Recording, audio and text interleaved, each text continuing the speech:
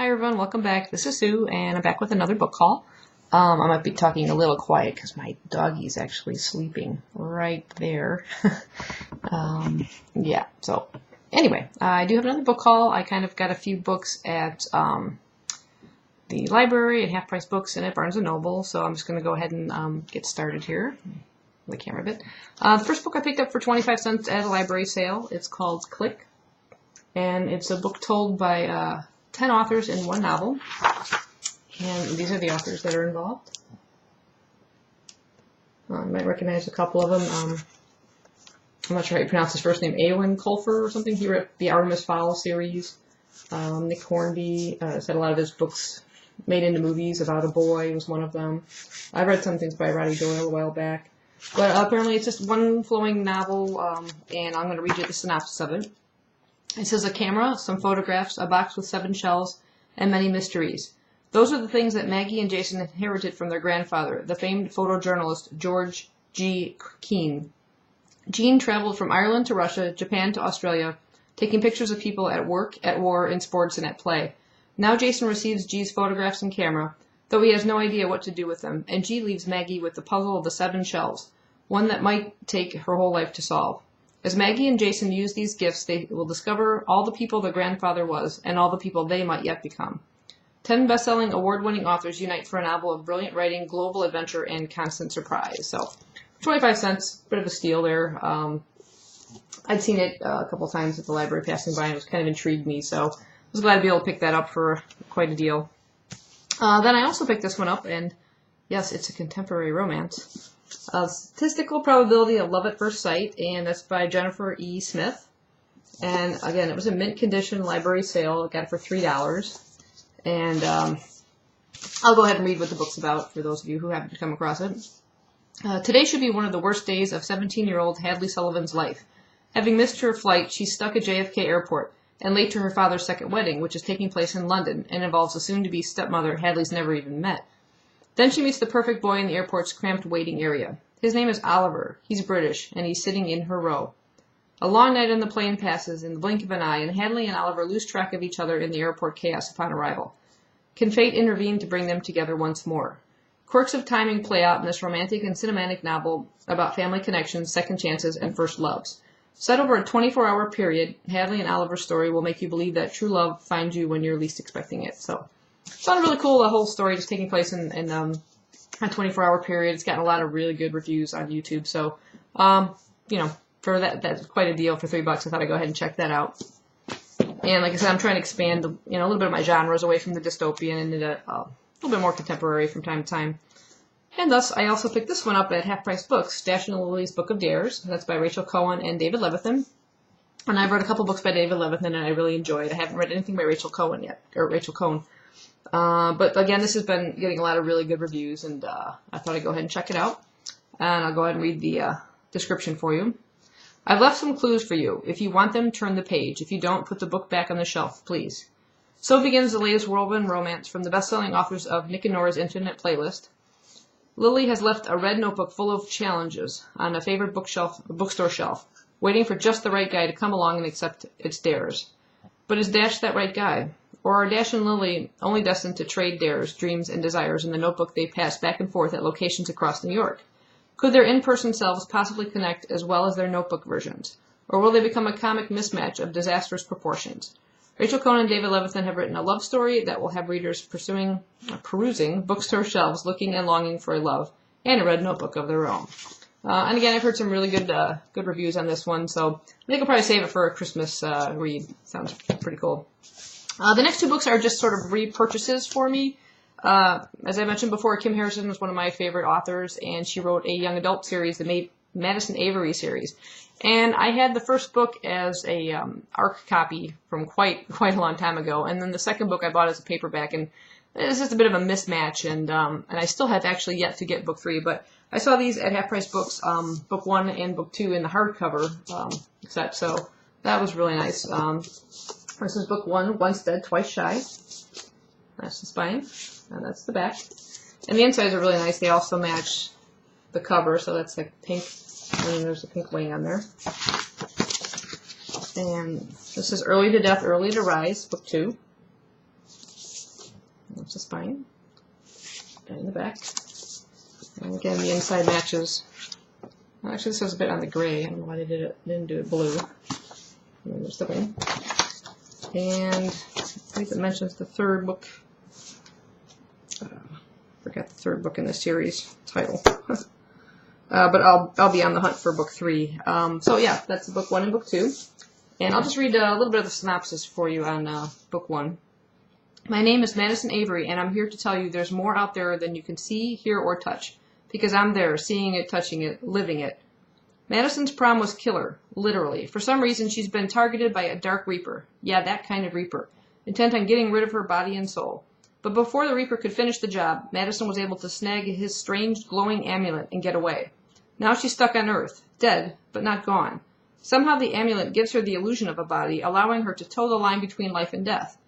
She still doesn't know why the Dark Reaper is after her, but she's not about to just sit around and let fate take its course. With a little ingenuity, some light bending, and the help of a light reaper, one of the good guys, maybe, her cute crush, and oh yeah, her guardian angel, Madison's ready to take control of her own destiny once and for all, before it takes control of her.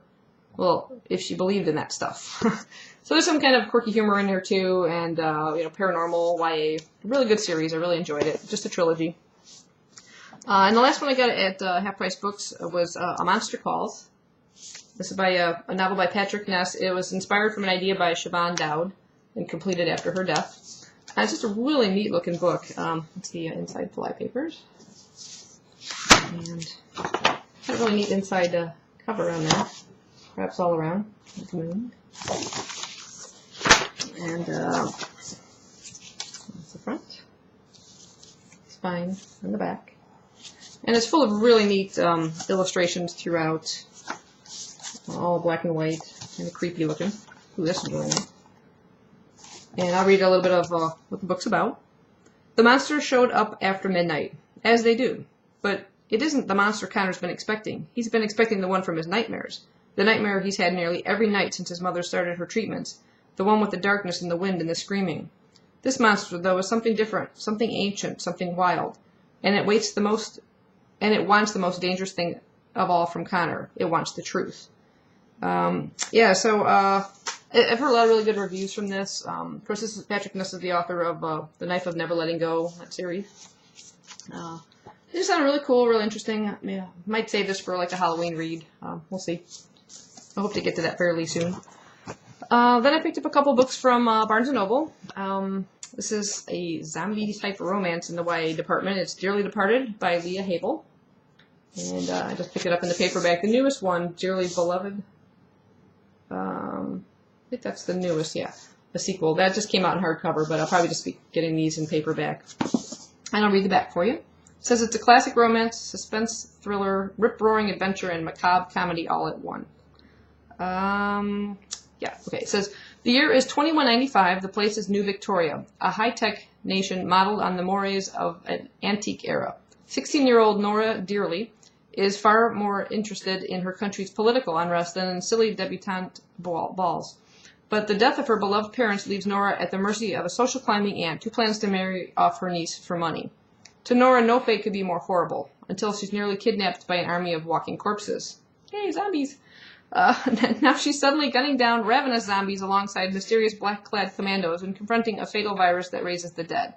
Then Nora meets Bram Griswold, a young soldier who is brave, handsome, noble, and thoroughly deceased. But like the rest of his special undead unit, Bram has been enabled by luck and modern science to hold on to his mind, his manners, and his body parts. And when his bond of trust with Nora turns to tenderness, there's no turning back. Eventually, they know the disease will win, separating the star-crossed lovers forever. But until then, beating or not, their hearts will have what they desire. So, yeah, we got a zombie romance. It sounds a bit steampunkish. Sounds like a lot of fun. So, I'm looking forward to getting in this hopefully sometime soon. I've just got such a list going right now. It's ridiculous. And then this one I'm definitely going to add to my October reading list. It's 10 by Gretchen McNeil. And 10 Teens, 3 Days, 1 Killer. And let's see, I'll read the inside for you. Shh, don't spread the word. 3-day weekend, house party, White Rock House on Henry Island. You do not want to miss it. It was supposed to be the weekend of their lives. 3 days on Henry Island and an exclusive house party.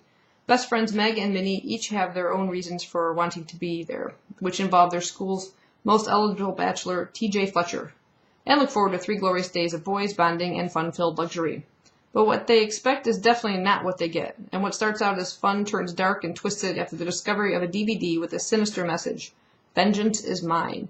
Suddenly people are dying, and with a storm raging outside, the teens are cut off from the rest of the world. No electricity, no phones, no internet, and a ferry that isn't scheduled to return for 3 days. As the deaths become more violent and the teens turn on each other, can Meg find the killer before more people die, or is the killer closer to her than she could ever imagine? So it's currently a modern retelling of And Then There Were None by Agatha Christie. I think I may have read that like so long ago, it's kind of just a faint memory, so this will be kind of fresh and exciting and unexpected, and I've just heard a lot of good things about it, so looking forward to reading that. Like I said, I'm going to add that probably to my October reads. And the last thing I got was just a library rental. I've been wanting to try one of these things for a while, and I've heard about this book. This is Ready Player One by Ernest Cline, and it's in a play-away, which they call it an all-in-one audio book. And this is what it looks like. Just a little player. It looks like a mini little iPod type thing. And all your controls are right on the back. So you have a power button, a play-pause button, a forward and backward button. And then the 2 in the middle here are volume buttons. And there's some kind of an equalizer and speed, so you can like fast forward and stuff. And it just plays the audiobook, and it's really great. And this particular story, like I said, Priscilla on the Readables has been talking about quite a bit. She did a review on it and just raved about it, and it sounded really cool. The book is read by Will Wheaton, Star Trek Next Generation. It doesn't even sound like him. I didn't even realize it until I went back and looked and read who was reading it. But I'll go ahead and tell you what the book's about. It says it's the year 2044, and the real world is an ugly place. Like most of humanity, Wade Watts escapes his grim surroundings by spending his waking hours jacked into the Oasis, a sprawling virtual utopia that lets you be anything you want to be. Wade dreams of being the one to discover the ultimate lottery ticket that lies concealed within this virtual world. Oasis creator James Halliday has hidden a series of fiendish puzzles that will yield massive fortune and remarkable power to whoever can unlock them. For years, millions have struggled fruitlessly to attain this prize, knowing only that Halliday's riddles are based in the pop culture he loved, that of the late 20th century. And then Wade stumbles upon the first puzzle. Suddenly the whole world is watching, and thousands of competitors join the hunt, among them certain powerful players who are willing to commit very real murder to beat Wade to his prize. Now the only way for Wade to survive and preserve everything he knows is to win. But to do so, he may have to leave behind his oh-so-perfect virtual existence and face up to life and love in the real world. I've just started this. It's been about a day I've been listening to it, just out walking the dog and stuff. But it's really, really good. I'm really enjoying this. I'll probably end up having to buy a physical copy of it. But if you get a chance to, definitely pick this one up. I think it's well worth a read or a listen. And these are really kind of cool. I kind of like the all-in-one kind of compact audio thing. So anyway, that's all I have for you today. Hope you enjoyed. Hope you found something to add to your TBR list. And see you next time. Bye-bye.